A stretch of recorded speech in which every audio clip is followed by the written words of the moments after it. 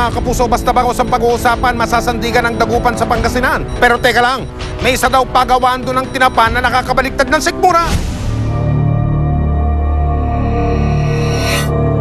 Ginimbal ang probinsya ng Batangas ng isang hindi pangkaraniwang pangyayari.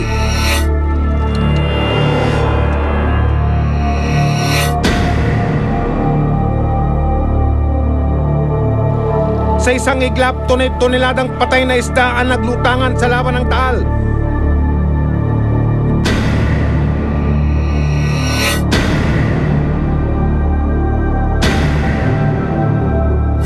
Dahil sa pagbabago ng temperatura at pag-aalaga ng sobra-sobrang bangus.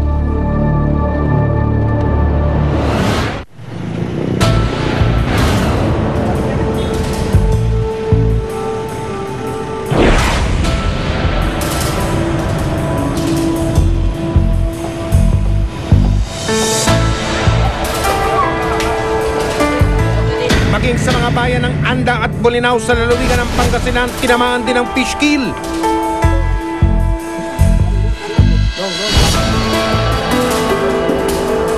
Pero makalipas ang 2 linggo, unti-unti nang bumabawi ang industriya ng bangus, lalo na sa Pangasinan.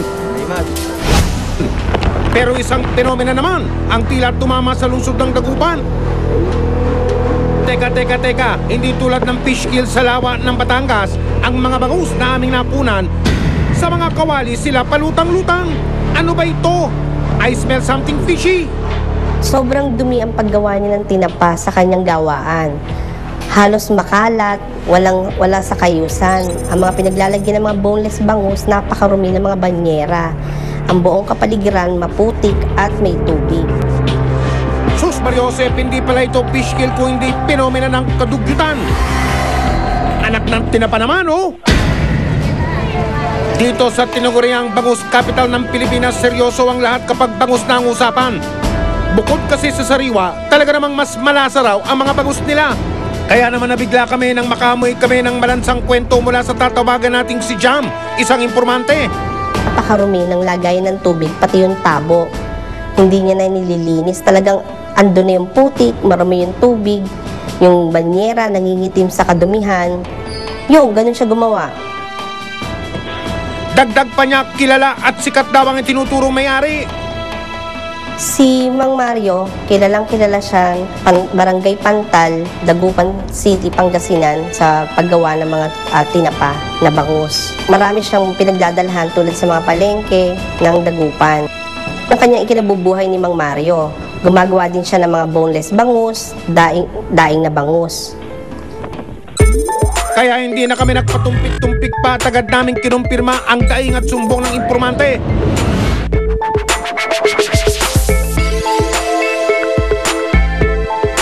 Pagdating sa itinuturong dugyot raw na tinapahan at daingan, nakilala namin si Mario Erosido, ang may-ari ng tinapahan at daingan.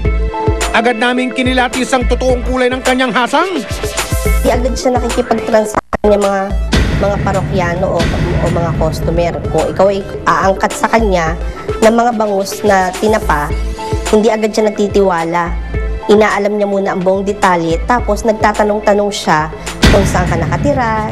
Inaalam din niya kung talagang totoo o hindi, na o-order ka sa kanya.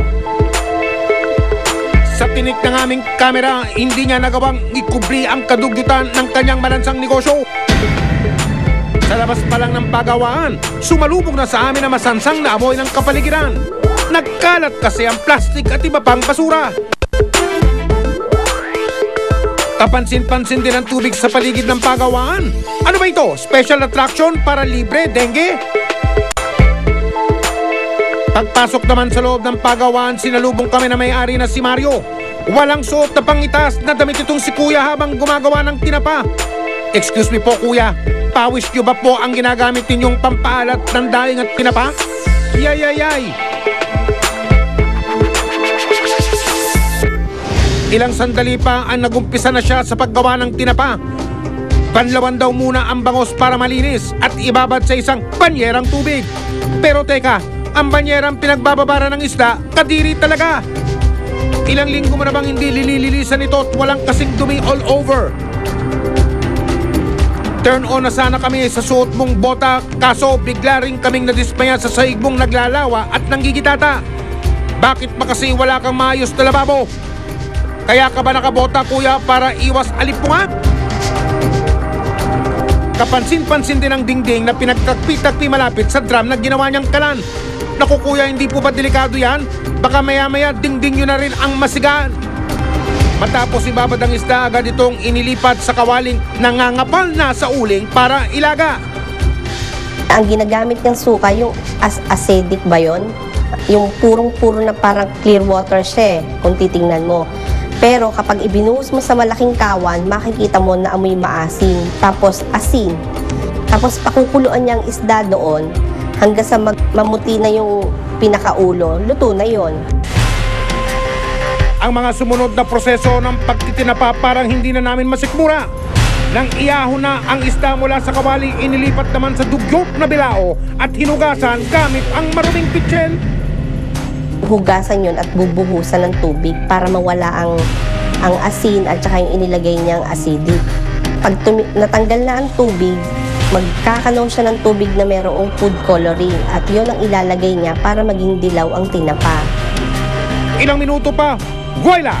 Ito na ang kanyang masterpiece. Nagbukang katakam-takam at naikubli ang kadugyutan. At pag napinturahan niya na yon, ilalagay niya na muli iyon sa pausukan na isang kalanagram na ubod ng itim. Pero teka, meron pa! Pati ang mga nakatiwangwang na daing ng bangus, nahagip din ang aming kamera. Wala sa maayos na lalagyan o takpan man lang. Sus naman! Susunod! Alam nyo, napakarami yung lugar nyo para magawa ng ganito. Ha? Wala, maski na nga daing, ni walang pangalan. Paano kung nagkasakit yung kumain nito? Saan siya pupunta?